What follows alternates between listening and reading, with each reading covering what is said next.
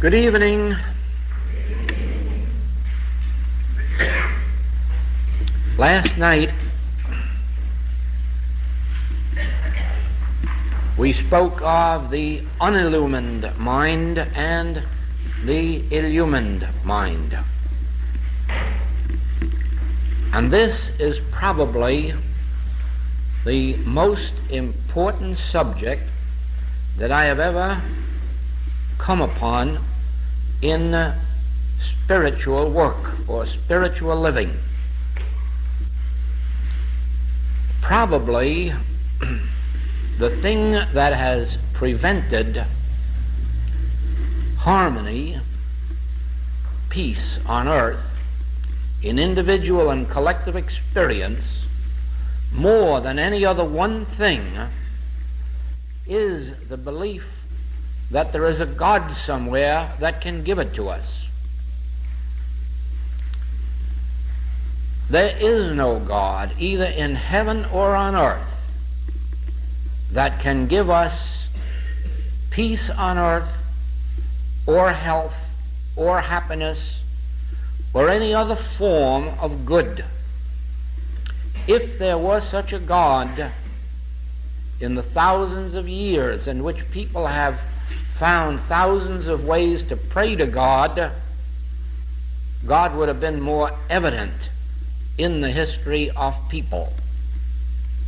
However, history shows us that civilizations have come and civilizations have gone. Civilizations have come and worked up into mighty peoples and in time disappeared. And great nations have become little nations. Very often small nations become very large ones, but only for a time. Why? Because actually, if there is to be any change in our experience, individually or collectively, it will only come about through the development of our own consciousness. Now, we can prove that, if proof were necessary, in the experience of the many, many people who, through the development of their own consciousness, have come to a place of God realization and have found harmony, wholeness, and completeness coming into expression in their lives. And, of course, we can look out at the world and bear witness to the fact that it is a world that is living like the branches that is cut off from the tree and withereth. Now, before we can be terribly interested in the fate of the world, we must become interested in our own fate.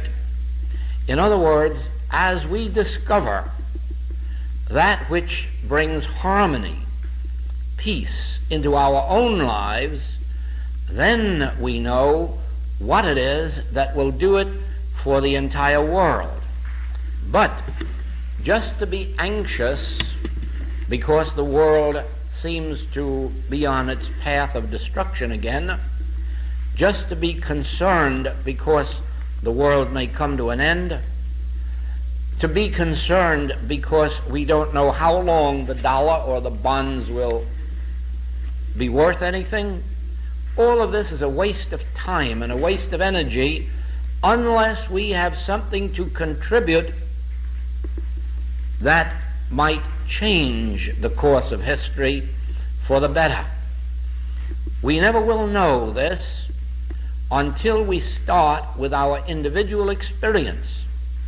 And if we can find a way of bringing wholeness into our own lives, if we can find a way of bringing happy human relationships, if we can find a way of making our supply independent of what the rest of the world is doing, then we will be able to say, now there is a way that I can teach my children or my neighbors.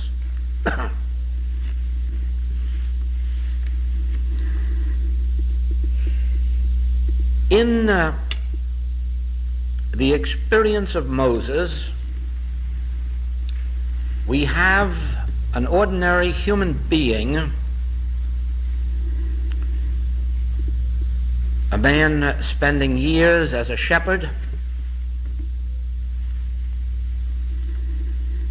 a man of no renown, no repute, no reputation for accomplishing anything at all in the world beside being a shepherd. And then we have his experience of meeting God face to face, and then becoming the leader of the Hebrew people and the one chosen to lead them out of slavery. And now watch what happens. If you can visualize the land of Egypt with one of the most powerful governments and one of the most powerful forms of government ever on earth, with these people in complete slavery, uneducated, slave labor, living at probably the lowest level of human life, and imagine that one man, one individual, was able to break that yoke of Pharaoh. One individual was able to break the power of that government and lead those people out of Egypt. But he did more. There were thousands and thousands of these people, and they all had to be fed, and they all had to have water, and they all had to have the necessities of human existence. And this one man, through his own enlightened consciousness, was able to provide food for them when they needed it, water when they needed it, safety when they needed it, security when they needed it, regardless of the need that appeared on that journey. Moses, one man of illumined consciousness, was and able to fulfill every need.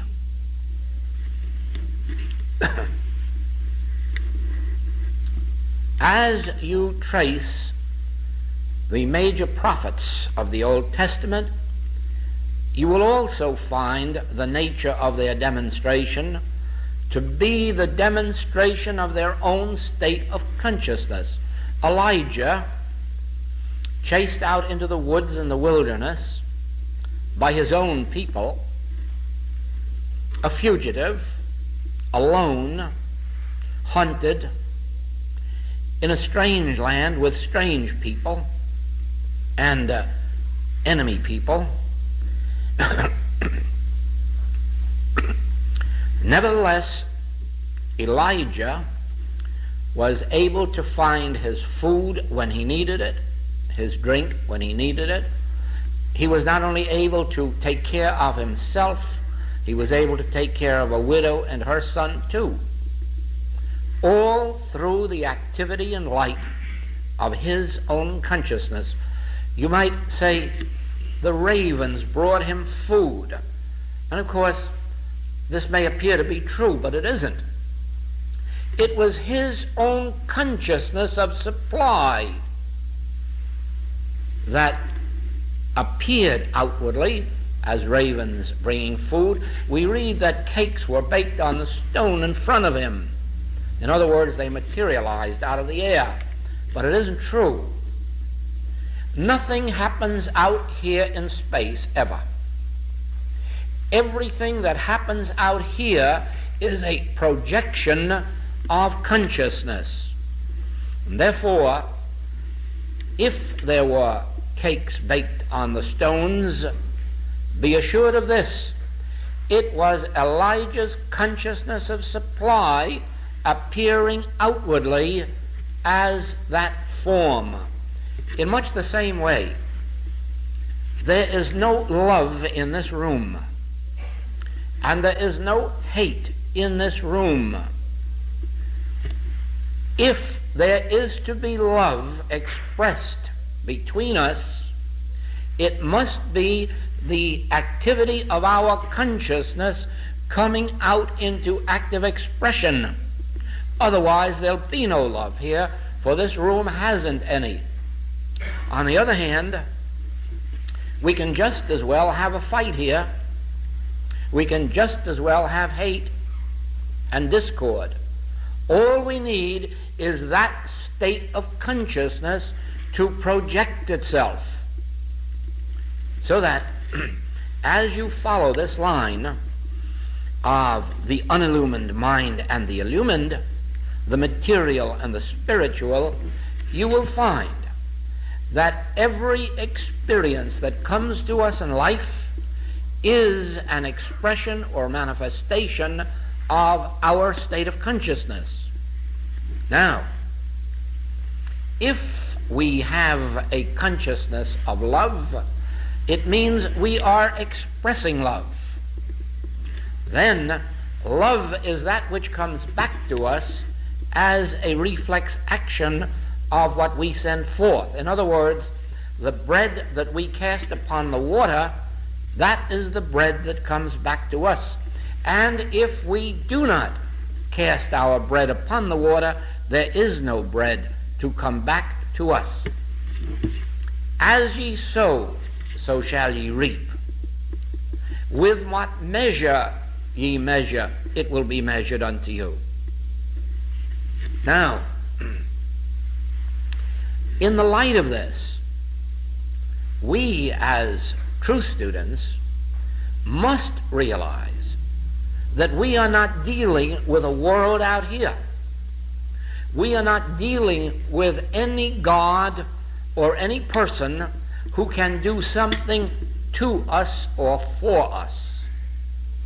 We are dealing with our own state of consciousness, and we can always be sure that that which goes out from us is the measure that comes back to us. Therefore, if we continue to sow to the flesh, we will reap corruption. If we sow to the Spirit, we will reap life everlasting. Meaning, if we continue to believe that our good is in matter, whether it's the flesh of the body or whether it is the form of money or securities or property, if we believe and if we continue to have our faith in that which is already externalized, that is the kind of corruption we will eventually sow. Whereas, in proportion as we realize that the Spirit of God in me is my daily bread, the Spirit of God in me is the cement of my human relationships, the Spirit of God in me is the love that flows out. It isn't true that I love anybody, and it really isn't true that you love anybody. It is only true that we are willing to let God love through us by withholding hate, envy, jealousy, malice, criticism, condemnation. As we withhold our own propensity for judging, we enable the Spirit of God in us to flow forth to everyone as love, whether or not they deserve it.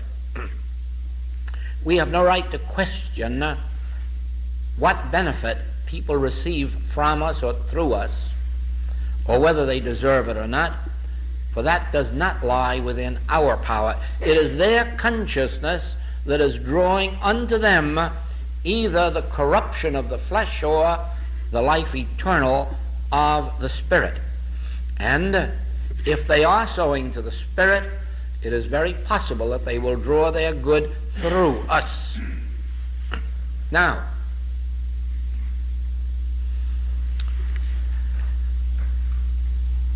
we come to the Master,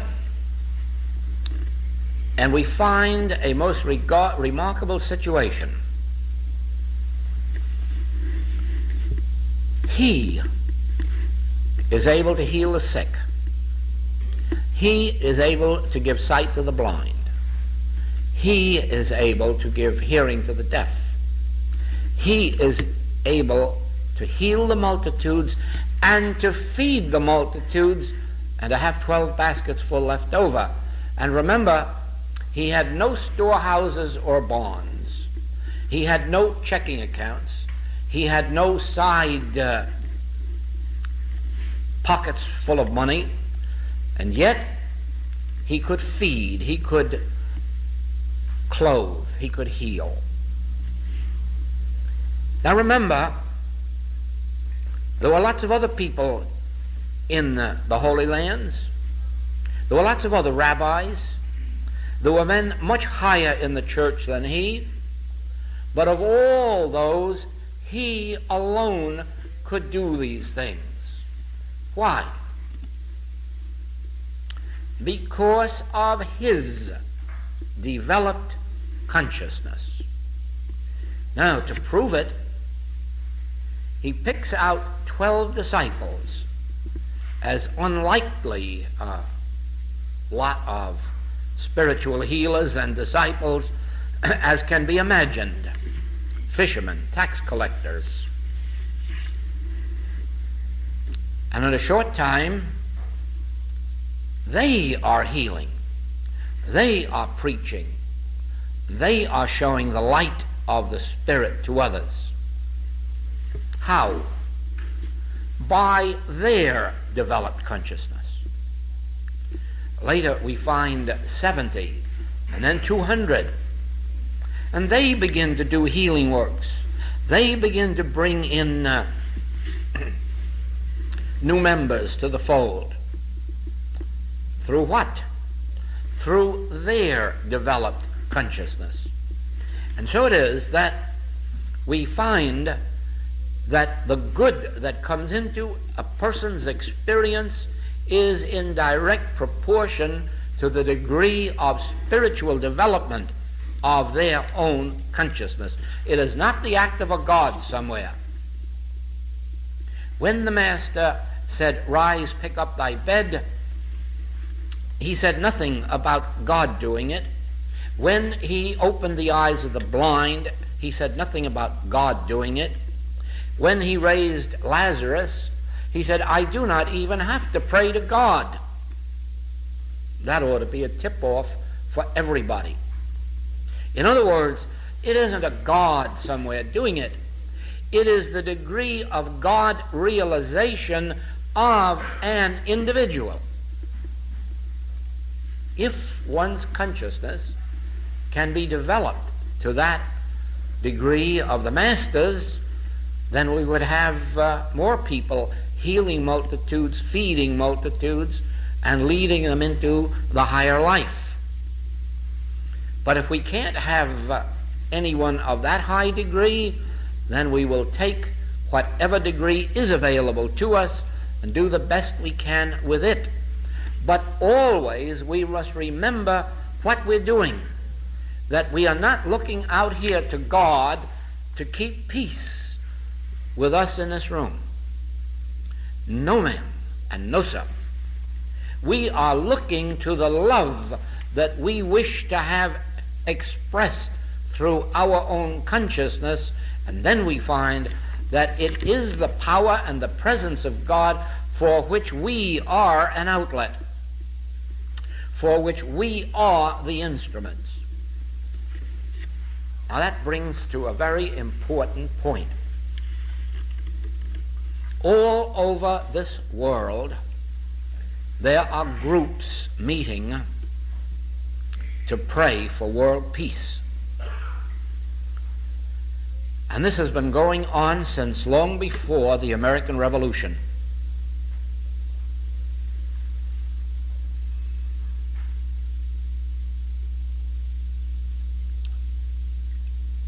There's no use to pray to God for peace, individually or collectively, because God only has entrance to this world through consciousness.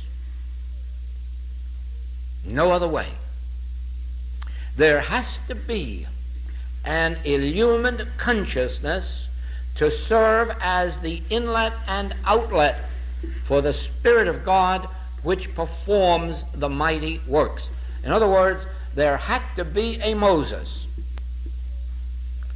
And through his developed consciousness, he could perform everything necessary for the people in his charge. There had to be a Jesus. God couldn't have operated in the Holy Lands just by shining down out of the sky in the air. There had to be a Jesus who is the inlet and the outlet, the instrument through which God's grace can reach mankind. And it was that consciousness of Jesus which lifted these fishermen and tax collectors above their level of consciousness into that of disciples. And in turn, it was perhaps their state of consciousness which took other 70 and lifted them from fishermen or tax collectors and made them healers, and so on. There must be consciousness. In the experience of metaphysicians, you will find that if you have access to a practitioner or teacher who is doing fine healing work, that the fine healing works come through. And if you are in another organization where there are no good practitioners or teachers, the whole thing goes downhill. In other words, I have witnessed this, that there are some churches that have practitioners and teachers of high spiritual consciousness, and those churches flourish, and wonderful healings take place, and probably a mile or two away is a branch of the same church ready to fold up with the same teaching.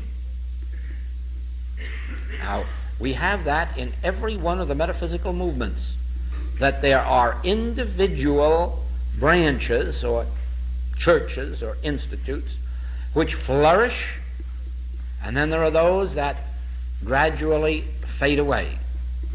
Why? Why? If you're going to look to a God, God should be the same in all of these. Or, if it is just the teaching,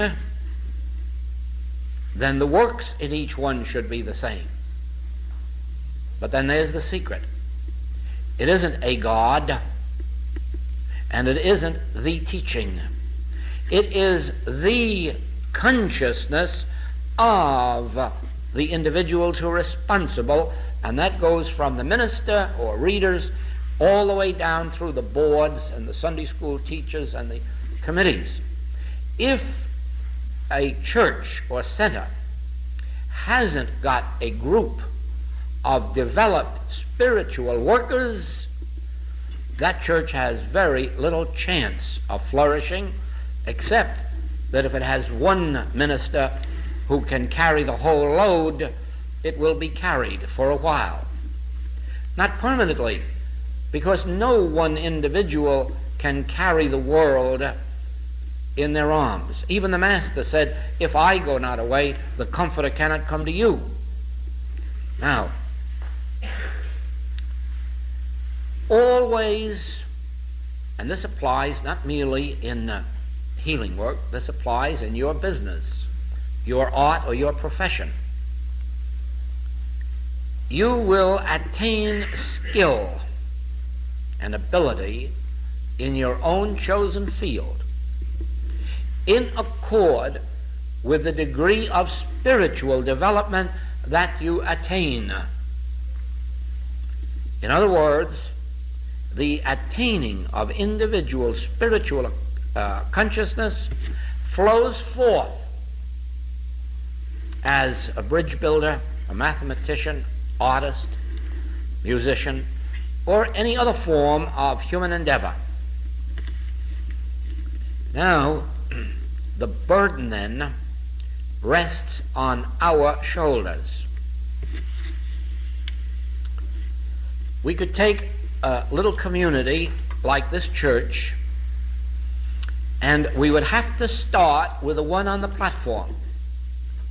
And we would have to know this, that if the man or woman on the platform were absolutely devoted to the spiritual ministry, to the life of a dedicated person, then their consciousness would be so completely filled with God and with love and with dedication to their work that you would have harmony in the congregation and among the workers. Ah, yes, but it is not to be expected that one individual will make the entire demonstration of an organization. Therefore, there must be a measure of dedication on the part of all of those who are entrusted with any part of the work. Then you'll find what? Then you'll find people being attracted and drawn, they know not why, but you will know. Where two or more are gathered together in dedication to the principle, to love, to God, to spirit, to truth, that is bound to be felt all over the community and far out into the world. Now, take the same place and let that dedication drop down to a human level, and then you will find the attending lack of attendance or support or supply or healings, because no one's humanness heals or consoles or comforts or supplies or forgives. It is only the degree of their spiritual consciousness. And that is given to us by the Master in this teaching. And this is why each one of us must learn it.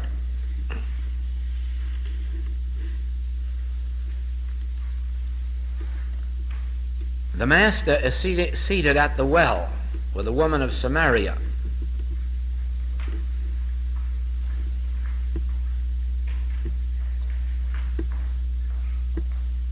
And he offers her to drink. And she reminds him that he hasn't a bucket to draw water with. And then he tells her that you can drink that water and thirst, but I have water that I can give you that will become eternal life. The disciples, soon after that, come to him, and they're alarmed because he has let the lunch hour go by and he hasn't eaten. Shall we go to the city and get you some meat?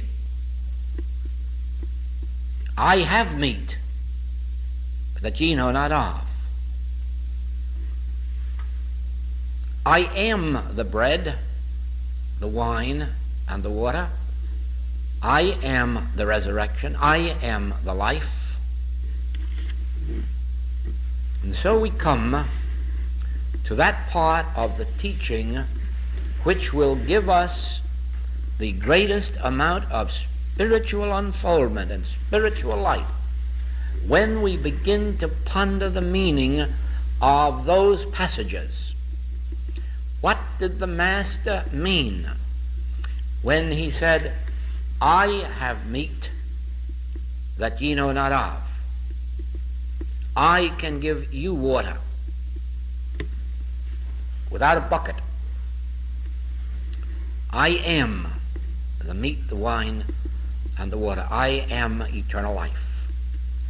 You will begin to note that the kingdom of God is within you. And all of the meat and all of the wine and all of the water that you will ever need, past, present, or future, is at this very instant within you. Within you. And you can give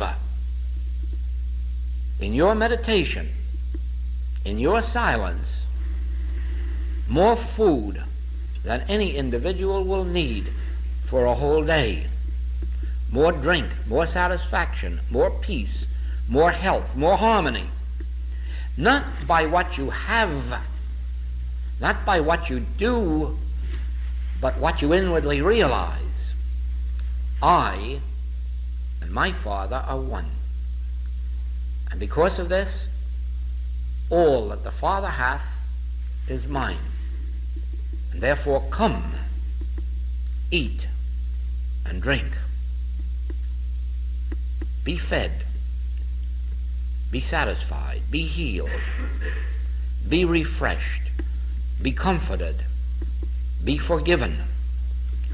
Your consciousness of love and life and truth is this meat and wine and water, is this power of forgiveness, is this power of healing, is this power of restoration. Your consciousness is this when you are silent.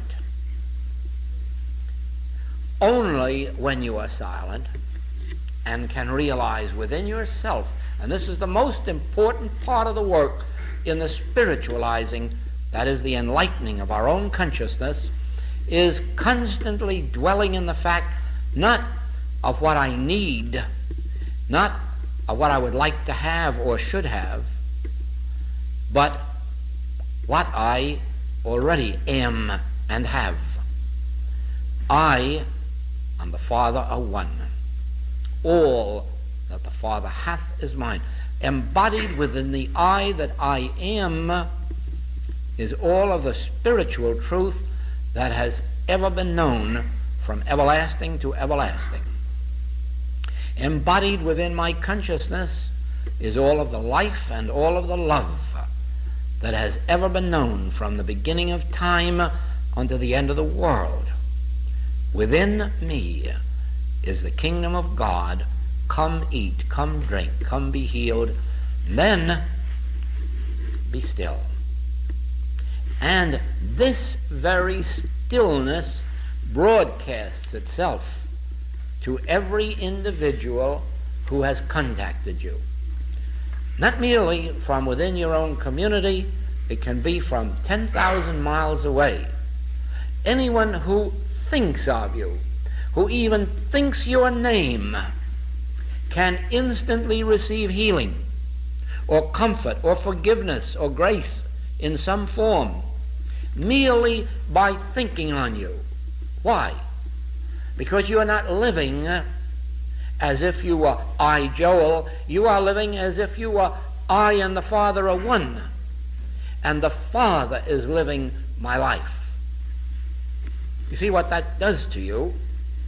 Eventually, it brings you to where you do not live your life for your own sake. Whatever it is that you have need of is taken care of by the Spirit of God. And therefore, you do not turn your attention to yourself, but rather impersonalize by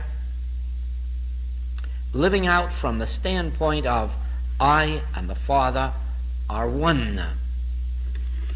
One time, a student came to me with the problem of lack. And from the conversation, it was evident that their entire thought and attention was on my supply and my insufficiency of supply or my lack of supply. And this brought a response from within me, so that I said, you are speaking of your supply as if you really could have any. And I wouldn't be surprised that that's the stumbling block. Somewhere it says, the earth is the Lord's and the fullness thereof.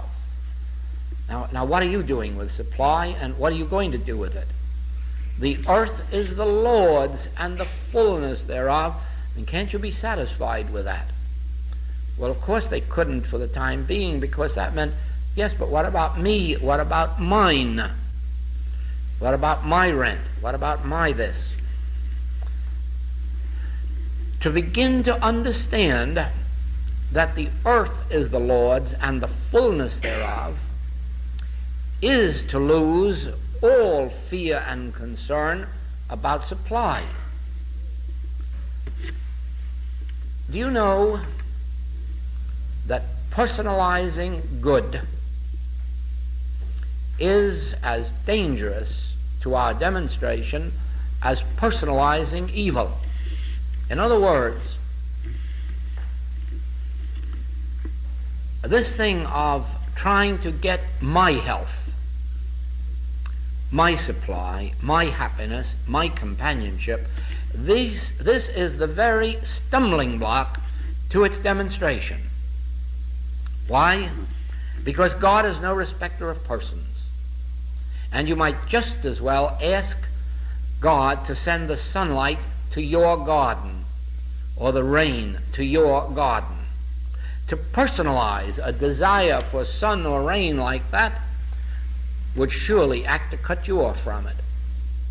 But to realize the universal nature of sunshine and rain, and the willingness to see it expressed, manifested in every part of the globe where it may be needed, and in every amount that may be needed, sets you free from personalizing good and believing that there is such a thing as getting good from God. There is no such thing. Otherwise, God would be channeling good to you or to me. God would be channeling health to me and leaving it away from my neighbor. There is no such thing. Understand that the earth is the Lord's and the fullness thereof. Intelligence is of God. Life is of God. Health is of God. Harmony is of God. There is no me or mine in health or wealth. There is only the infinite nature of God's harmony. But you can be assured of this, that if there is harmony in God, it is universally expressed. God is no respecter of persons. Once you begin to understand that God is the health of your countenance, but that doesn't mean your personal countenance, but it says your countenance, meaning the countenance of everybody who hears that statement. God is the health of your countenance, the countenance of every one of you, wherever you may be in time or space. God is the health. If God is the health, you haven't any. If God is supply, you haven't any. If God is a high tower, you haven't any. If God is your fortress, you haven't any. It is all God's. And then how consoling it is to remember, and son, all that I have is thine. Oh, how wonderful it is to place it all in God. Surrender everything to God. And then just remember, and all that the Father hath is mine. But this is a universal truth, not a personal one. It doesn't mean that all that the Father hath is mine because I belong to this race or this religion or this country. It doesn't mean that all the Father hath is mine because I pray standing up, or I pray sitting down, or I pray cross-legged. It has no such meaning. It really means that all that the Father hath is mine, is a universal truth. And it is the truth unto every spiritual being, all spiritual being. Why then do we not all have it equally? And there we come back to our basic premise. Because we have separated ourselves from the love of God. Because we have separated ourselves from the activity of God through ignorance, of course. We have personalized good, we have personalized evil, we have even prayed to a God to take pity on me. Why me? So many others in the world who deserve it more. Why me? Why you? Why anyone? And the answer is, learn this. Open yourselves to spiritual wisdom and learn that the kingdom of God is within you. But that when you say this, you are not talking only to truth students. You're not talking only to Christians. You're not talking only to the people of this, that, or the other race. You are talking universally when you say, all that the Father hath is thine.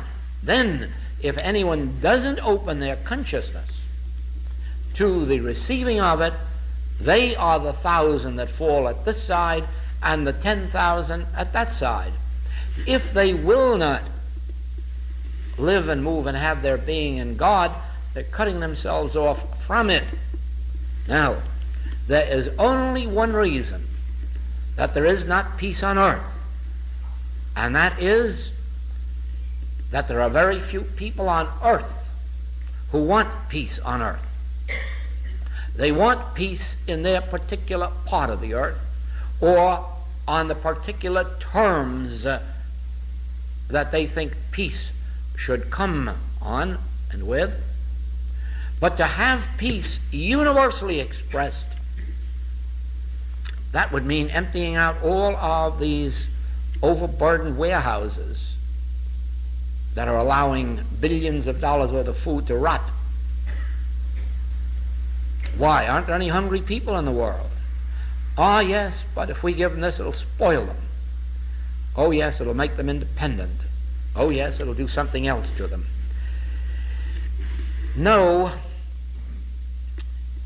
peace must first come to your individual consciousness, or you cannot give it to others. The Spirit of God must first dwell in your individual consciousness before it can flow out to bless others. Your individual consciousness must be illumined before it can heal and teach those who are seeking healing and teaching.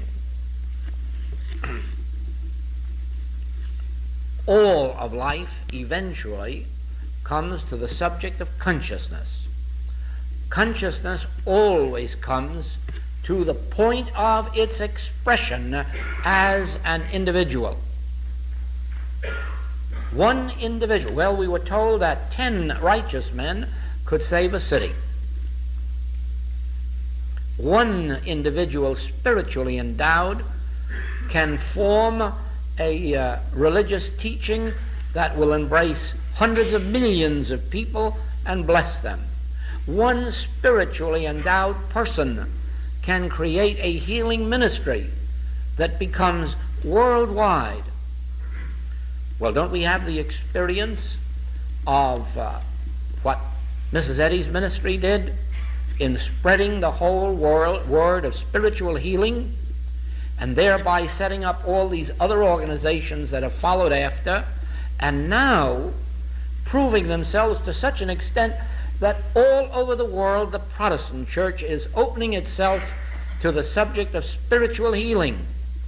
And remember, it all had its beginning in one demonstration, or the demonstration of one person. And out of that has come a whole new religious concept, a whole new healing concept. Never forget that. Everything that is good and right begins with an individual. Somebody has wonderfully said that no board of directors ever invented anything. And I'm sure that no board of explorers ever discovered anything or any place. It is an individual, and it is the light that comes through an individual that becomes the light to all of the individuals that touch their consciousness. So it is.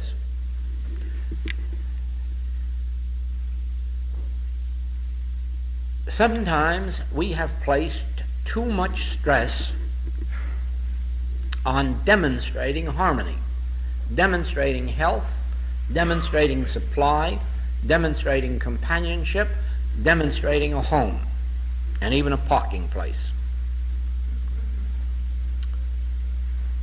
Whereas all of these would naturally follow if we made the one supreme demonstration, and that is the demonstration of God. Now, as a human, we are nothing and can do nothing, and we can be nothing. But the very moment that we can demonstrate God, the very moment we can attain God realization, then the wholeness of God appears outwardly as form. It appears as abundance of every good thing. It appears as health. It appears as companionship. It appears as home. But actually, those are only the forms. The substance is invisible. All things that outwardly appear are really formed from invisible substance. And that invisible substance is your consciousness. Try to see that. Everything of which this world is formed is your consciousness. Yours alone? No. That would be personalizing. There is only one infinite consciousness, but it is yours. As long as you think of yourself as a human being with a mind of your own, or a spirit of your own, or a consciousness of your own, you cut yourself off from the infinite storehouse which the universal divine consciousness really is. When you begin to acknowledge this infinite consciousness, which is God, is manifested as my individual consciousness, then you will find that your consciousness becomes the substance of your dollars, or of your home, or of your business, or of your profession, or your art. Your consciousness, the invisible, appears visibly. The consciousness of Moses appeared as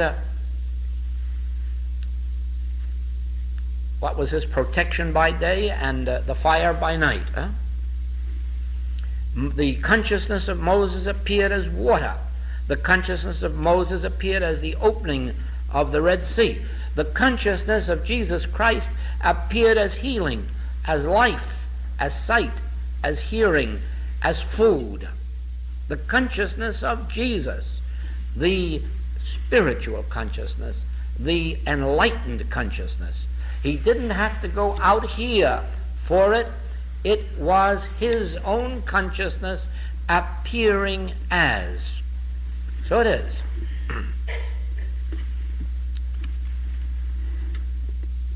Everything in our experience individually is our own consciousness appearing. And the one way that we shut it off is looking out here and expecting somebody or some bodies to make our demonstration. Looking out here to circumstances or condition or people, or looking up there for a God. This cuts us off. When we begin to realize, Son, thou art ever with me, all that I have is thine, for we are one, then we know that God consciousness is my consciousness, and God consciousness is appearing as infinite good, infinite harmony, in my experience. Then we come back to the poet who says, and we must open out a way for the imprisoned splendor to escape. And indeed we must. Whether we start with pennies, nickels, or dimes, to let it go out into impersonal channels, or whether we take some old clothes out of a clothing closet to give away, or whether we merely sit down to express God's grace to the world, but more especially to our enemies, to those who have despitefully used us, to those who have persecuted us. To sit down once a day and consciously forgive all those who have offended us. To sit down once a day to give love to this world. To forgive the sinner in the sense of, Father, forgive them, they know not what they do. Neither do I condemn them regardless of what they're doing. I know the limited sense from which they're operating. So I have no condemnation, but Father, forgive them and open their consciousness to truth. In other words, love must flow out from us, not personally and not personal love. Love must flow out. Forgiveness must flow out. Prayer must flow out. Joy must flow out. And if someone comes to us hungry, it isn't enough just to give them a prayer. Let us also feed them.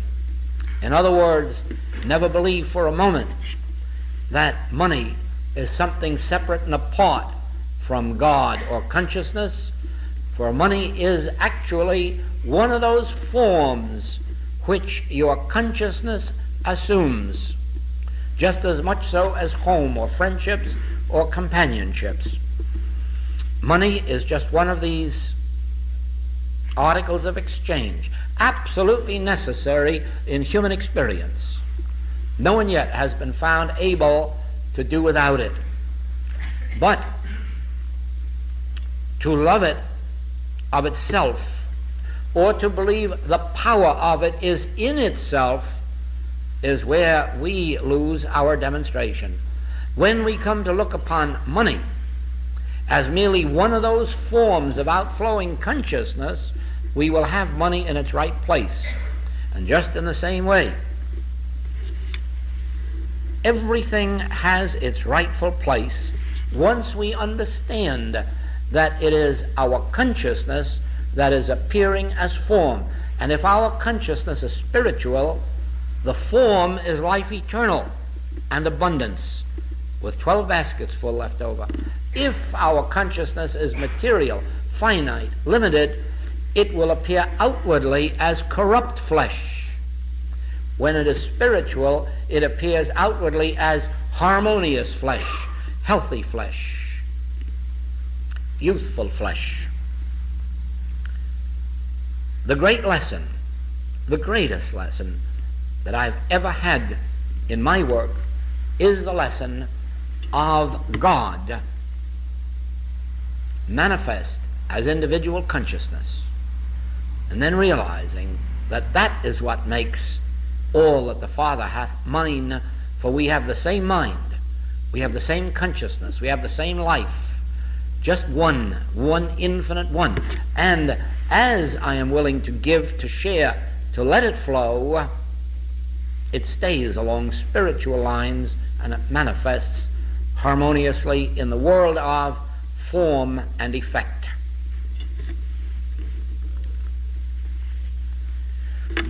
Thank you, Reverend, for the joy of sharing your platform. Thank you, all of you, for being with us in this experience, and I hope that a seed has been planted that will grow into a rich fruitage for all of you. Thank you.